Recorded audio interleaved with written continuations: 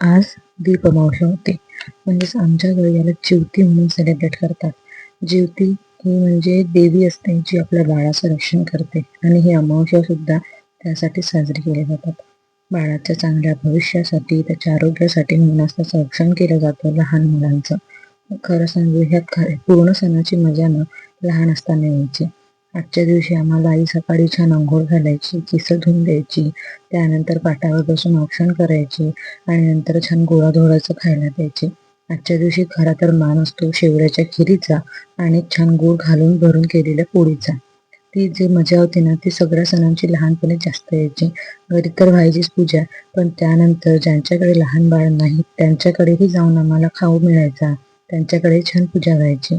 कुठलाही सण असो हा गावात जेवढा चांगल्या प्रकारे साजरा केला जातो ना तेवढा शहरात नाही हो. शहरात आपण सेलिब्रेशन करू शकतो, पण गावामध्ये प्रत्येक सणाचा जो अनुभव घेता येतो, त्याच्या मागचं प्रत्येक गोष्टीमागे कारण आपल्याला समजतं. ते सर्व काही तिथेच अनुभवता येते. सिटीमध्ये फक्त आपण सेलिब्रेशनच करतो कुठलाही सण असला तरीही. असो, आज आमच्याही घरी छान दीपोत्सव साजरा केला गेला, म्हणजेच दीपपूजन केलं गेलं. छान सर्व दिवे स्वच्छ करून लावले गेले आणि नंतर देवाला छान पंचारतीने ओवाळलंही होतं.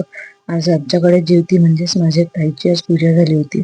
आईने त्यांचाही छान पाय वगैरे धुवून औक्षण केलं आणि त्यांची आरतीही केली होती. बरं, औक्षण छान पूर्ण केलं होतं म्हटलं, दिव्यांनी ओवाळणे वगैरे, पण इथे फक्त आम्ही दाखवायसाठी म्हणून ते विसरलो होतं रेकॉर्ड करायचं. आता रेकॉर्ड करते.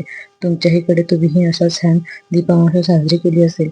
या दीपावलीनंतर आता श्रावणही चालू होतं म्हणते, तर हा सगळा नवीन सणांचा सुरुवात झाली आहे. अशी आमच्याकडली होती दीपपूजा. तुम्ही कशी साजरी केली मला कमेंट